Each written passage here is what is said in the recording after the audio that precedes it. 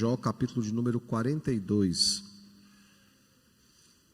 Diz assim a sua palavra: Então respondeu Jó ao Senhor: Bem sei que tudo podes, e nenhum dos teus planos pode ser frustrado. Quem é aquele, como disseste, que sem conhecimento encobre o conselho? Na verdade falei do que não entendia, coisas maravilhosas demais para mim, coisas que eu não conhecia. Escuta-me, pois, havias dito, e eu falarei. Eu te perguntarei, e tu me ensinarás. Eu te conhecia só de ouvir, mas agora os meus olhos te veem. Por isso me abomino e me arrependo no pó e na cinza. Tendo o Senhor falado estas palavras a Jó, o Senhor disse também a Elifaz o temanita: A minha ira se acendeu contra ti e contra os teus dois amigos, porque não dissestes de mim o que era reto, como o meu servo Jó. Tomai, pois, 7 novilhos e 7 carneiros, e ide ao meu servo Jó, e oferecerei holocaustos por vós. O meu servo Jó orará por vós, porque dele aceitarei a intercessão, para que eu não vos trate segundo a vossa loucura, porque vós não dissestes de mim o que era reto, como o meu servo Jó. Então foram Elifaz, o temanita, e Bildade, o suíta, e Zofá, o naamatita, e fizeram como o Senhor lhes ordenara, e o Senhor aceitou a oração de Jó. Mudou o Senhor a sorte de Jó quando este orava pelos seus amigos, e o Senhor deu-lhe o dobro de tudo que antes possuíra. Então vieram a ele todos os seus irmãos, e todas as suas irmãs, e todos quantos dantes o conheceram, e comeram com ele em sua casa, e se condoeram dele, e o consolaram de todo o mal que o Senhor lhe havia enviado. Cada um lhe deu dinheiro e um anel de ouro. Assim abençoou o Senhor o último estado de Jó mais do que o primeiro, porque veio a ter 14.000 ovelhas, 6.000 camelos, 1.000 juntas de bois e 1.000 jumentas. Também teve outros 7 filhos e 3 filhas. Chamou o nome da primeira Gemima, a da outra Késia, e o da terceira Queren-Apuque. Em toda aquela terra não se acharam mulheres tão formosas como as filhas de Jó, e seu pai lhes deu herança entre os seus irmãos. Depois disto, viveu Jó 140 anos, e viu a seus filhos e aos filhos dos seus filhos até a 4ª geração. Então morreu Jó, velho e farto de dias. Irmãos, o sermão de hoje, como eu já foi dito, ele não é uma continuação, porque eu começarei do zero o sermão, mas é o mesmo sermão que nós começamos a olhar lá em agosto. Claro, como eu já dito, temos um pouco mais de tempo, então vamos aprofundar em mais algumas questões, a começar da leitura, A leitura nós conseguimos ler aqui todo o capítulo 42, e vemos então o desfecho, da mesma forma que Jó conhecia a Deus só de ouvir, mas agora os olhos dele viam o Senhor. Agora nós conhecemos o final da história de Jó, como ela de fato se encerrou. E é preciso lembrar, irmãos, que esse livro, como já foi dito da outra vez, ele tem dois estilos literários. O capítulo 1, o capítulo 2 e o comecinho do 3 é um estilo mais histórico, assim como o capítulo 42, que é esse que nós lemos, nós vemos que uma história é contada aqui. E do 3 até o 41 nós temos um estilo mais poético, por isso que ele está entre os livros poéticos, não entre os livros históricos, porque boa parte ou grande parte dele é poesia, são os debates que acontecem entre Jó e os seus amigos, pode-se assim dizer, amigos da onça, mais amigos. Depois tem um quarto que entra, Eliú, depois nós temos o próprio Senhor que entra no debate. Então ele é feito em forma de poesia. Nós temos em muitos momentos rima, nós temos o estilo poético ali muito bem definido. E nós vemos então que a conclusão de Jó é aquele Jó que era íntegro, reto, que não havia ninguém como ele na terra. Ele reconhecia que ele não conhecia o Senhor, que ele só ouvia falar do Senhor, mas agora os seus olhos finalmente viam o Senhor. Por quê? Porque agora ele entendeu a grandeza do Senhor e a sua pequenez, algo que para ele antes era apenas teórico, mas agora se tornou prático. Hoje eu gostaria de meditar, irmãos, olhando para a vida de Jó, E nós faremos isso com outros personagens nessa nova série, né? Somos Igreja. Nós olharemos para outros personagens para nós vermos como o Senhor, por meio desses personagens, ele suscita a pregação do Evangelho e, acima de tudo, ele se torna conhecido entre as nações. Voltando então ao texto, irmãos, nós conhecemos o livro de Jó. Eu já comentei da outra vez que a paciência de Jó ela é conhecida. Apesar que ele não é muito paciente por muito tempo. Há um momento, como qualquer outro, que diante de tantas afrontas, ele estoura e ele começa a dizer algumas coisas também. E vamos só lembrar o que está acontecendo. Jó ele havia perdido tudo. Jó ele havia perdido tudo que ele tinha. E nós conhecemos, Satanás vai à presença do Senhor, e ao estar na presença do Senhor, de rodear a terra, como o texto diz, né? Ele vai e Deus chama a atenção do Satanás para Jó, fala assim, vê o meu servo Jó, ele é reto, ele é íntegro, ele é temente a Deus, ele se desvia do mal, não há ninguém semelhante a ele na terra. E Satanás olha então para tudo que ele tem e fala, mas com tudo que ele tem, qualquer um temeria o Senhor.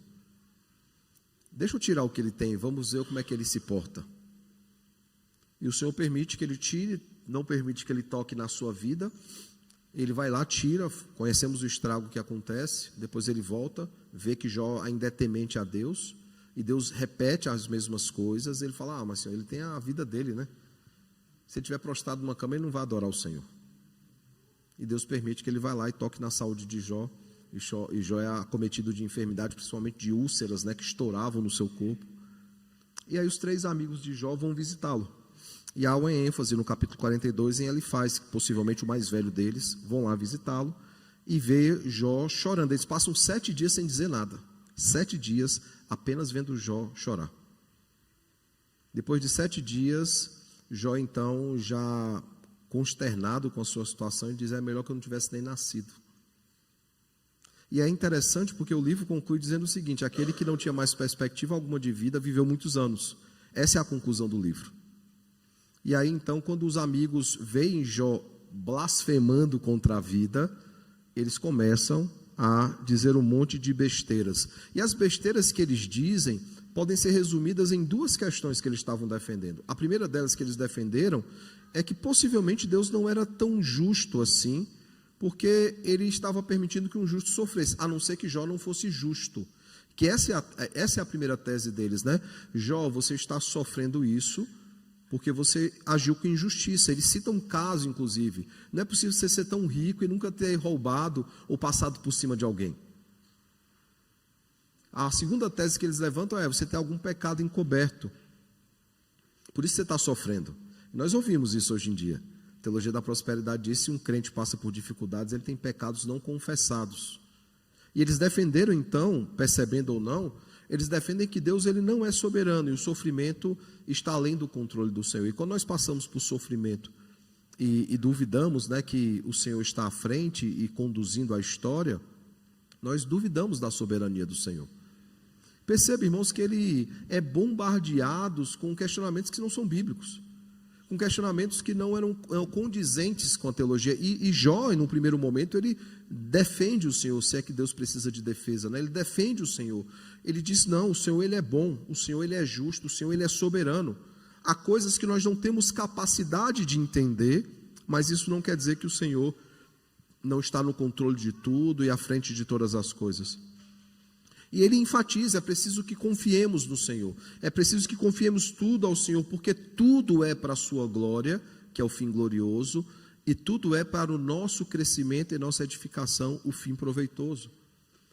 E Jó defende isso, mas ele é cada vez mais questionado, e cada vez mais questionado. Irmãos, nós sabemos que por causa do nosso pecado e das nossas imperfeições, nós temos limites. Há um momento em que os nossos corações, eles estouram. E esse momento também aconteceu com a vida de Jó. É difícil você ver algumas coisas. É difícil você ouvir algumas arbitrariedades, alguns rompantes e você não se indignar em algum momento. Nos últimos dias nós temos visto atrocidades na internet de pessoas que comemoram a morte dos outros. É difícil, irmãos. Nós temos os nossos limites e Jó chegou ao seu limite. E quando ele chega ao seu limite, ele começa a questionar o Senhor. Eliú, que é um dos que está acompanhando, então, ele fala, peraí, Vocês estão todos errados. Inclusive ele coloca Jó nesse pacote. E Jó acha que está com razão. Jó não percebe que agora ele está em pecado, porque ele está afrontando ao Senhor. Aí que surge um quinto personagem, um quinto debatedor para o Jó. Esse quinto debatedor é o próprio Deus. Nós vemos, irmãos, aqui no texto que em Jó 38, do verso 1 até Jó 40, versículo de número 2, Deus ele entra no debate por meio do redemoinho, né? Chega lá o Senhor com a sua gloriosa presença e fala assim: Jó, senta que você está falando bobagem. A hora que ele pergunta assim: eu te pedi conselho, Jó? Alguma coisa que eu fiz, eu te perguntei se eu podia fazer ou não?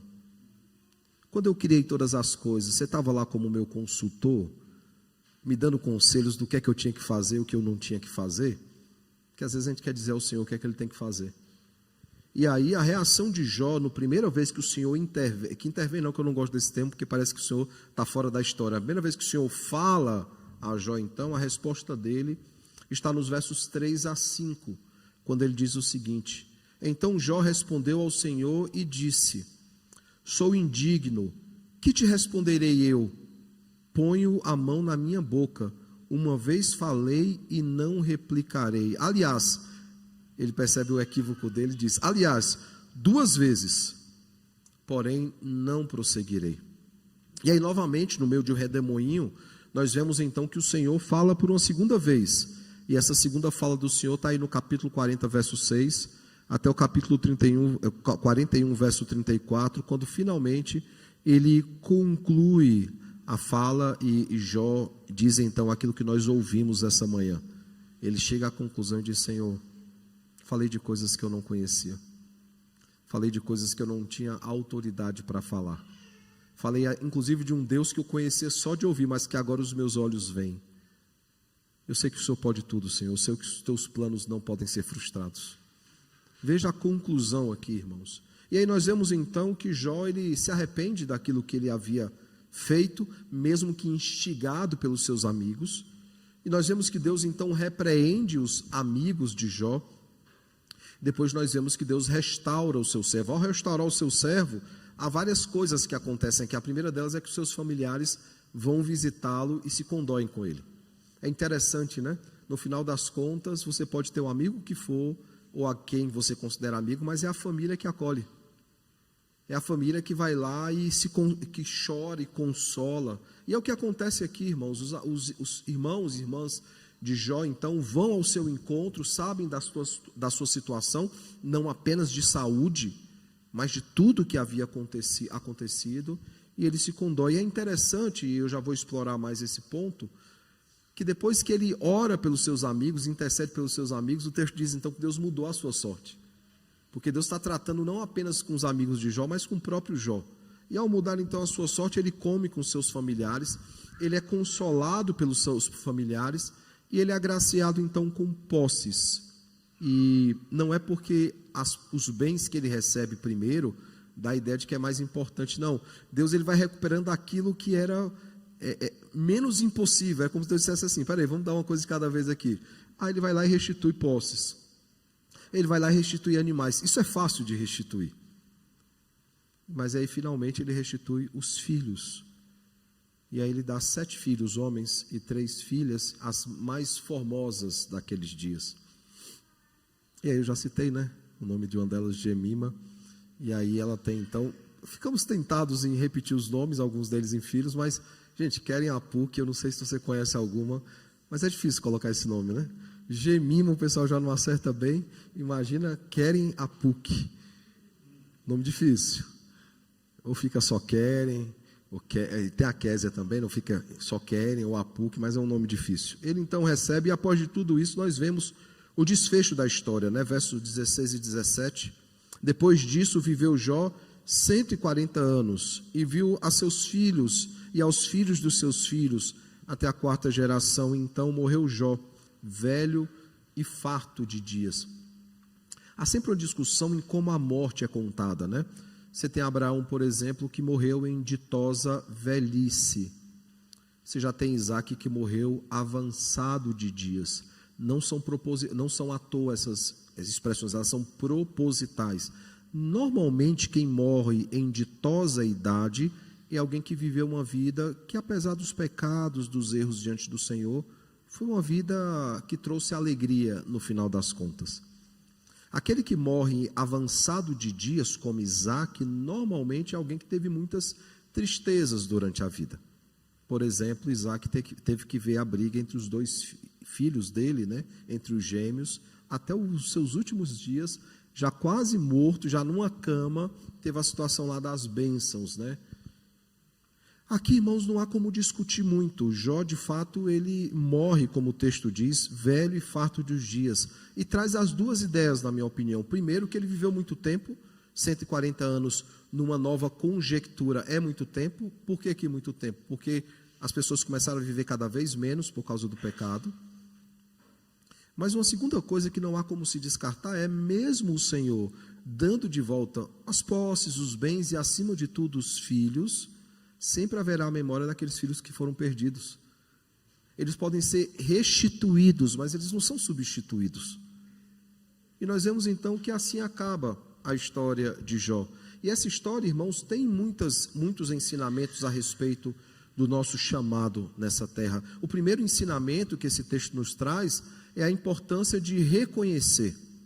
Veja os versos 2 e 3. Bem sei que tudo podes, e nenhum dos teus planos pode ser frustrado. Quem é aquele, como disseste, veja que ele está repetindo o Senhor, né? O Senhor já o havia confrontado, ele diz, quem é aquele, como dissestes, que sem conhecimento encobre o conselho? Na verdade, falei do que não entendia, coisas maravilhosas demais para mim, coisas que eu não conhecia. Lembrando, irmãos, que o texto de Jó, o livro de Jó, começa dizendo que ele era um homem íntegro, ele era um homem reto, ele era um homem temente a Deus e que se desviava do mal. Capítulo 1, verso 1. É assim que o livro de Jó é aberto. E mais, o Senhor ainda enfatiza mais. No verso 8 do capítulo 1 de Jó, ele ainda diz mais, o próprio Deus não é alguém que fala a respeito, não é a esposa, não são os filhos, amigos, não, é o próprio Deus que testemunha a respeito de Jó e diz o seguinte: ninguém há na terra semelhante a ele. Ninguém. E aí, irmãos, vejam que ele era alguém que se dizia boas coisas. Ele era alguém que era bem visto, a não ser pelos seus amigos, que em dado momento eles começam a duvidar da integridade de Jó. Ele fala assim, não é possível você ser tão próspero, é claro que você fez alguma coisa de errado, é claro que você se aproveitou de alguém.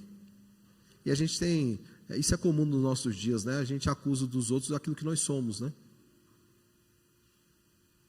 E aí, irmãos, todos os eventos do livro, os embates, os debates, principalmente com Eliú e com Deus, né, fizeram com que Jó refletisse e entendesse que ele precisava aprender muita coisa. Ele era alguém, em relação aos seus amigos, em relação a outros nos seus dias, ele era alguém muito sábio, o texto deixa claro isso. Ele era alguém que conhecia de teologia, ele tinha uma boa teologia, mas no final de tudo, passado todas as coisas, ele então percebe, ele reflete, chega à conclusão de que ele tinha muita coisa para aprender.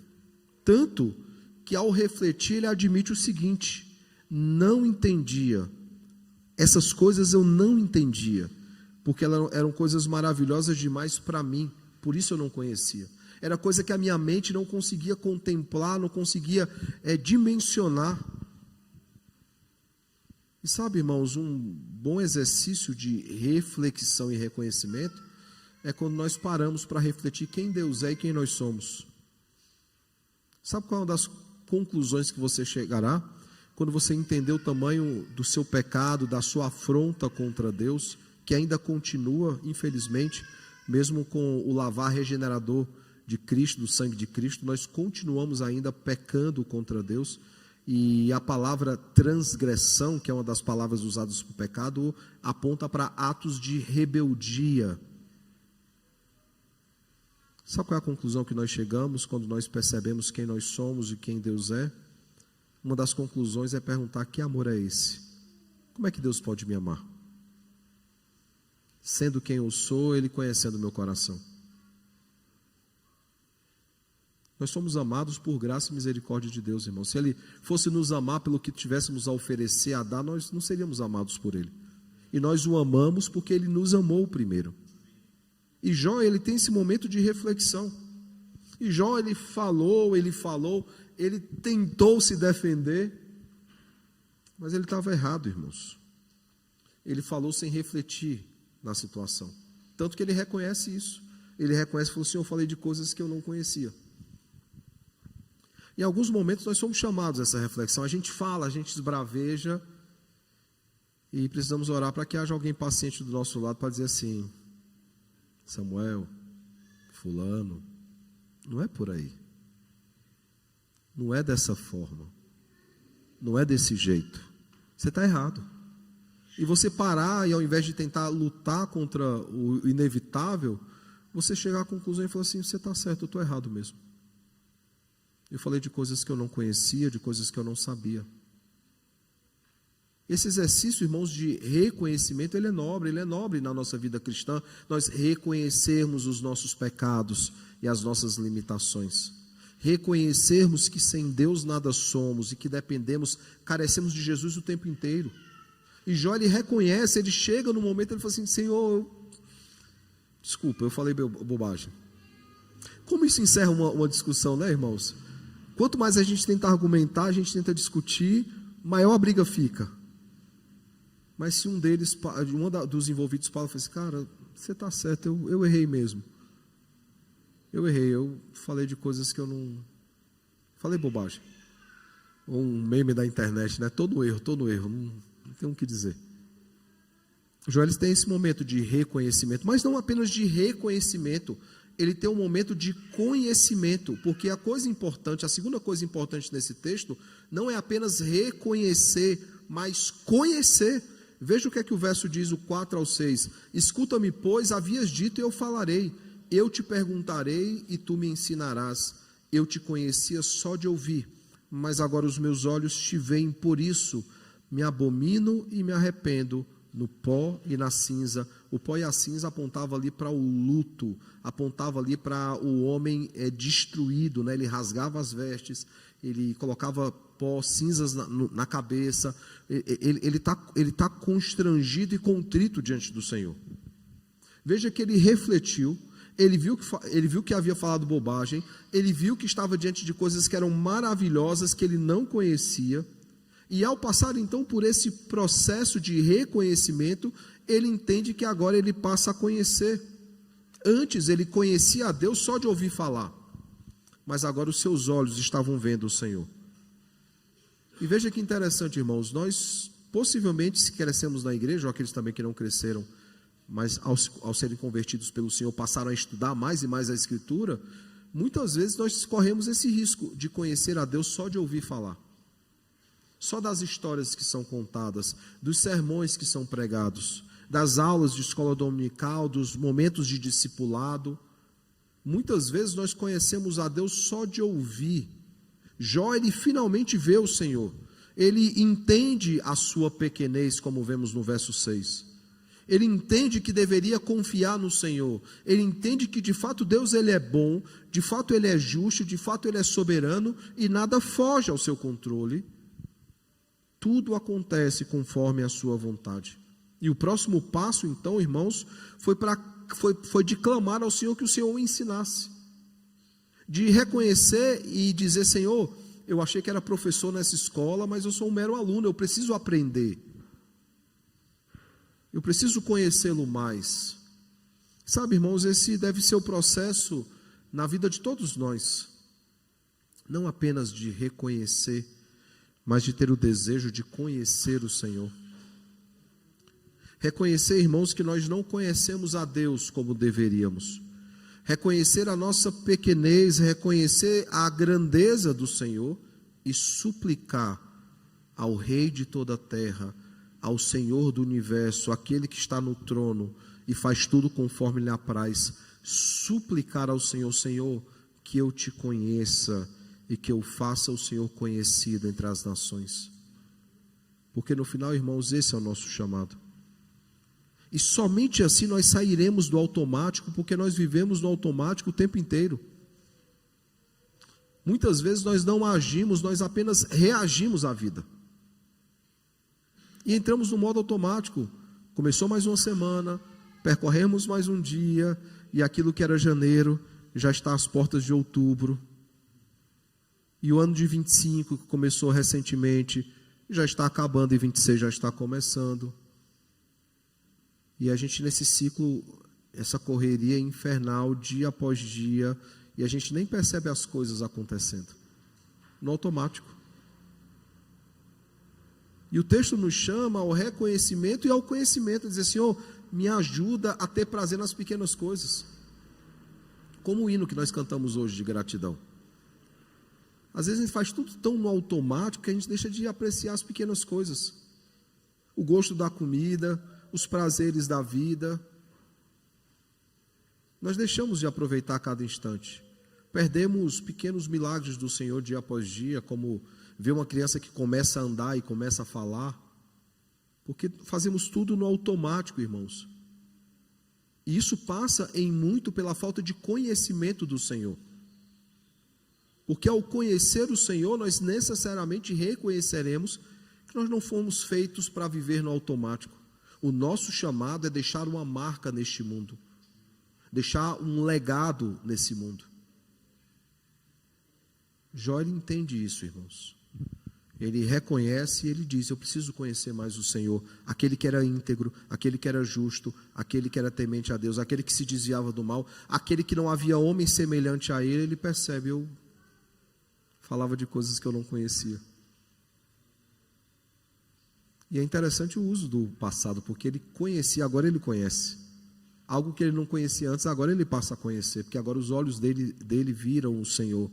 E só conseguiremos, irmãos, cumprir o nosso chamado se os nossos olhos verem o Senhor, verem no sentido de ter uma vida com Ele, de oração, de meditação na palavra, de intimidade. Isso nos leva ao terceiro verbo de hoje. Não é apenas sobre reconhecer e conhecer, é também sobre testemunhar. Verso 7 ao verso de número 10, nós vemos então a seguinte situação. Jó, ele precisava perdoar os seus amigos. Por que ele precisa perdoar os seus amigos? Porque Deus falou o seguinte para ele: eu só vou perdoar vocês se Jó fizer o sacrifício no nome de vocês. E para que Jó fizesse o sacrifício, ele tinha que perdoar os amigos dele. Porque sacrifícios meramente ritualísticos não eram aceitos pelo Senhor. E esse sacrifício ele é aceito, porque diz que logo após ele orar pelos seus amigos, o Senhor muda a sua sorte. Ou seja, ele de fato perdoou. Aqueles amigos que deveriam consolá-lo, aqueles amigos que duvidaram dele, mas não apenas deixaram de consolar a Jó, e não apenas duvidaram de Jó, eles acusaram Jó de pecados e crimes. Tem um momento que passa da insinuação e eles passam a acusar. Você se aproveitou de fulano, você ganhou dinheiro em cima de cicrano. Eles começam a apontar crimes e pecados para Jó, que ele, claro, não havia cometido, mas eles passam a acusá-lo. Então, são esses amigos que Jó deveria perdoar, e não apenas perdoar, mas sacrificar no lugar deles. O texto deixa muito claro, irmãos, que a ira de Deus ela se levantou contra Elifaz e os seus amigos, porque eles fizeram aquilo que era mal diante do Senhor. Bildade e Zofar junto com eles.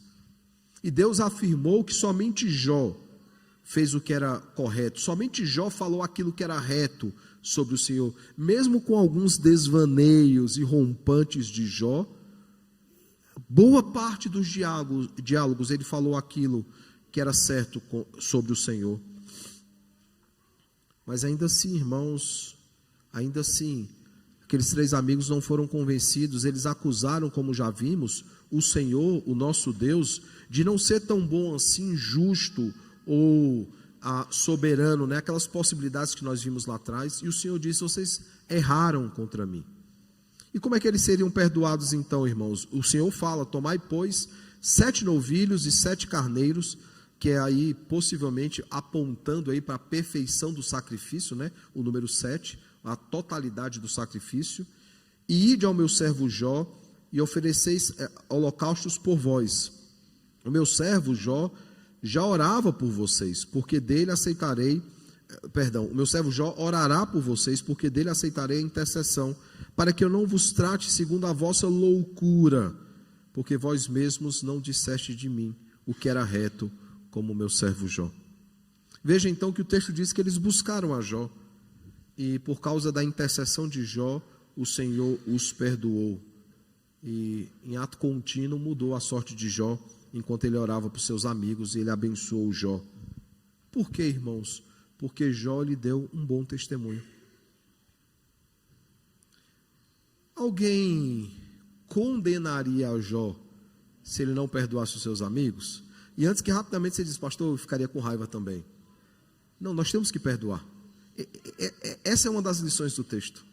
Nós damos um bom testemunho quando aqueles que se levantam contra nós, quando aqueles que nos afrontam, são objetos da nossa intercessão e do nosso perdão. São pessoas que nós oramos por elas. São pessoas que, apesar de toda a loucura, toda a afronta, é objeto da nossa oração e da nossa intercessão. É difícil, irmãos. É fácil orar pelos nossos irmãos. É fácil orar pelos nossos amigos. É fácil amá-los. Difícil são os inimigos. Como o hino diz, até os inimigos eu te agradeço, Senhor. Qual é o proveito? Cristo fala isso. Qual é o proveito de amar amigos? Todos amam os amigos. Todo mundo ama amigo. E Jó, ele precisa, de fato, perdoar os seus opositores, aqueles que se levantaram contra ele, e interceder por eles como ele intercedeu. Que bom testemunho, irmãos. Que bom testemunho. Aqueles que reconhecem o seu pecado, a sua pequenez diante do Senhor. Aqueles que conhecem o Senhor, não só de ouvir, mas que veem o Senhor. Tem um coração que é perdoador. Eu lembro de um colega de trabalho, trabalhei muito tempo. Já falei para vocês na iniciativa pública e depois privada, né? Trabalhei na Caixa Econômica com o Delório, 6 anos. Enquanto eu era prestador de serviço lá, um senhor já de certa idade me procurou para conversar, e ele sabia que eu já era seminarista, me chamava de pastor, mas eu ainda não era pastor, né? Porque para alguns cantos você já é pastor automático, né? E aí ele falou assim, rapaz, pastor, eu tenho um problema muito sério para resolver, o que é? Eu tenho um amigo de muito tempo. Nossa, ele traiu muito a minha confiança. Ele fez algo que eu não esperava e eu não consigo perdoá-lo. É um irmão meu em Cristo, encontro com ele na igreja, mas eu não consigo perdoá-lo. E aí ele quis me contar o que o amigo tinha feito. Eu falei, cara, não me conta. Eu falei, logo assim, não precisa me contar. Eu tenho certeza que a sua afronta contra o Senhor é bem maior do que a do seu amigo contra você. E ainda assim o Senhor o perdoou na cruz do Calvário. Sim, eu digo sem nenhum constrangimento, eu falei para ele, você precisa perdoar o seu irmão. Não quer dizer que a amizade vai ser a mesma, apesar que eu entendo que perdão pressupõe zerar as coisas. Talvez você não confie mais nele como você já confiou. Muitas vezes é por causa do pecado do nosso coração, desconfiado. Às vezes o miserável merece mesmo, né? Mas ainda assim a gente tem que perdoar. E a gente precisa, eu falei para ele, você precisa perdoar. Talvez a amizade de vocês não volte a ser a mesma coisa, talvez demore um tempo, mas você precisa perdoá-lo, porque Cristo te perdoou de coisas ainda piores. Essa é a parábola daquele que é perdoado pelo seu Senhor, e ao encontrar com seu amigo, não quer perdoar uma dívida bem menor. Jó, ele perdoou os seus amigos, ele intercedeu pelos seus amigos, e o Senhor restaurou não apenas os amigos de Jó, ele restaurou também o próprio Jó. E aí ele o abençoou com muitas coisas. Reconhecer, conhecer e testemunhar. Nosso chamado, ele passa por essas 3 palavras. E eu pergunto então, quais são as aplicações que nós podemos tirar então dessas 3 palavras? A primeira delas, irmãos, nós aprendemos, né, hoje que nós devemos reconhecer a sua grandeza e a nossa pequenez. E quanto nós ainda precisamos conhecer do Senhor. Isso é um exercício de humildade, irmãos. De você aprender, de você se aprofundar, ler a Escritura 1, 2, 10 vezes e falar assim, eu sou apenas um mero aluno na escola, ainda tenho muita coisa para aprender. Você já se deparou com um texto que você já leu umas 10, 15, 20 vezes e há um momento que o Senhor fala especificamente no seu coração, dá aquela estalada na cabeça e fala assim, gente, olha aqui algo que eu nunca tinha percebido. Reconhecer, irmãos, que nós somos limitados, reconhecer que por mais que nós estudemos de alguns temas teológicos, eles serão ainda um mistério para a gente. Ou a Trindade não é um mistério, ou a eternidade não é um mistério. Eu falava justamente sobre a eternidade, né? Quando eu mencionei o avô de Gemima.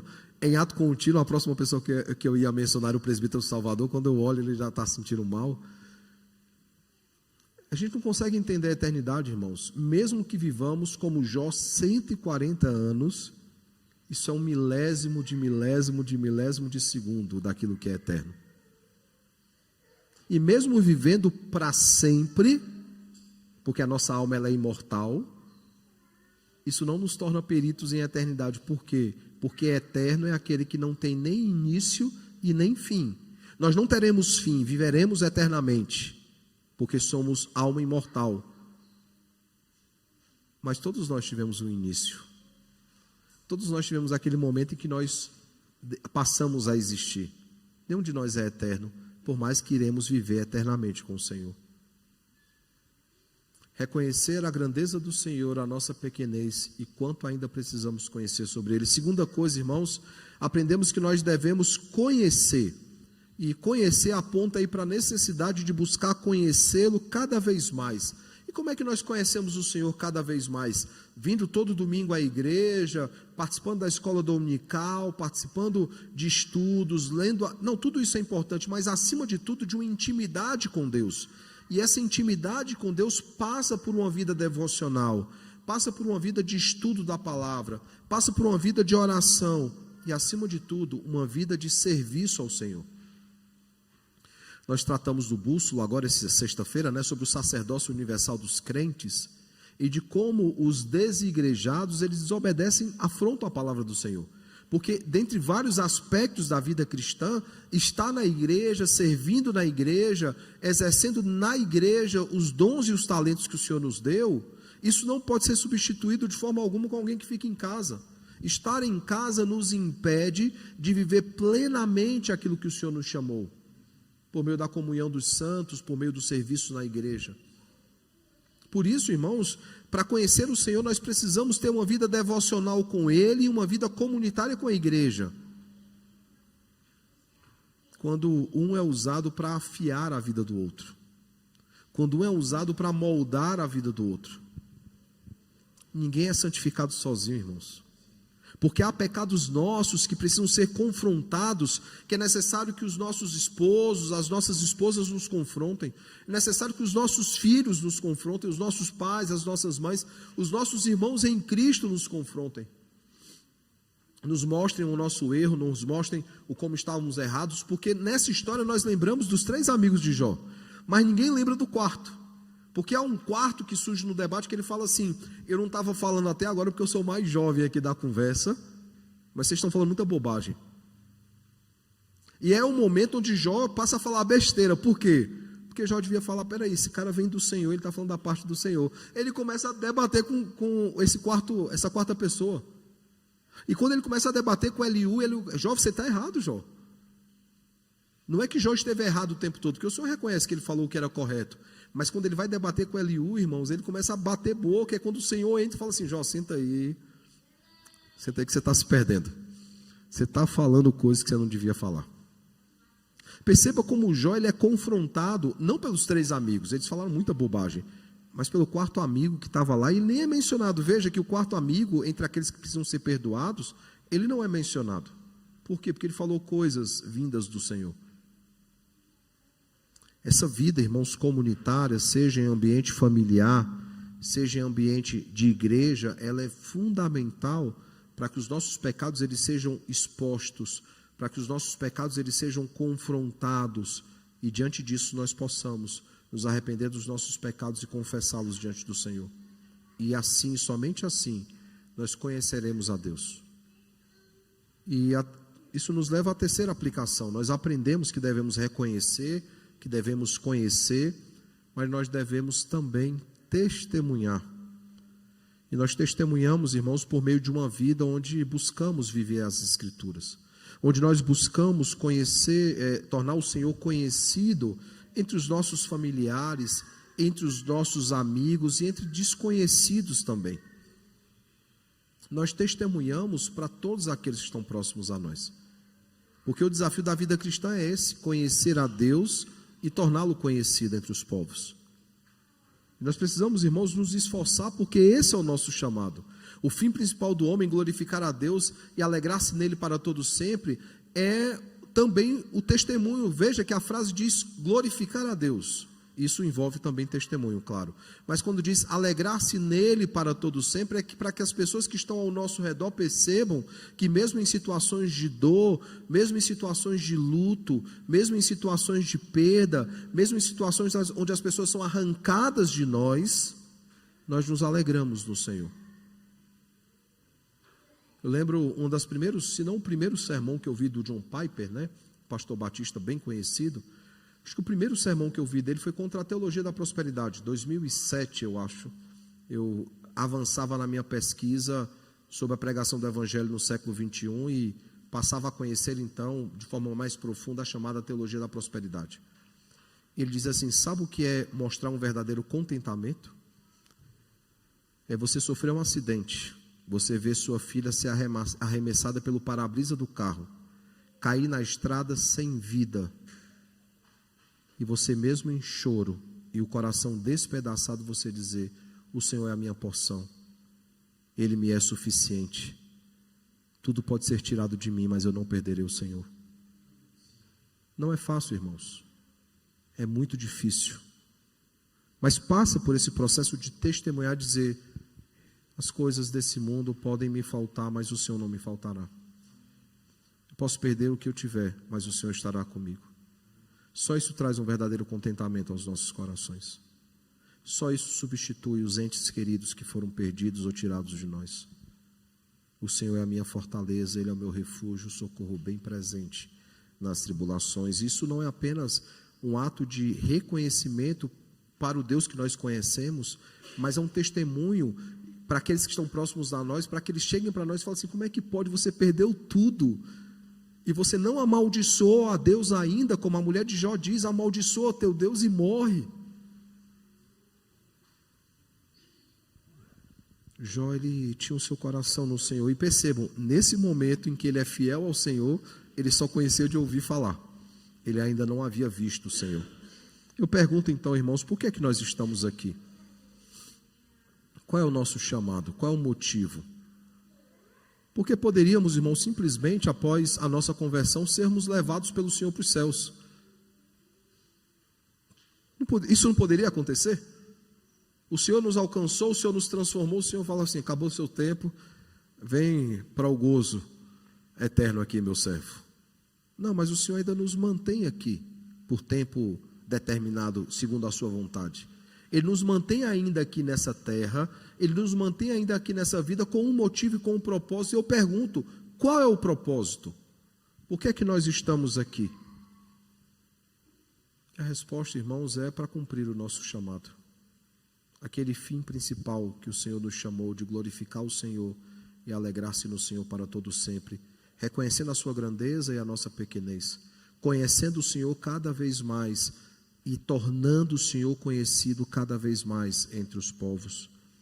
Que o bom e eterno Deus, irmãos, nos use para o louvor da sua glória. Que Ele nos ajude, irmãos, a conhecê-lo cada vez mais e também a torná-lo conhecido entre os povos.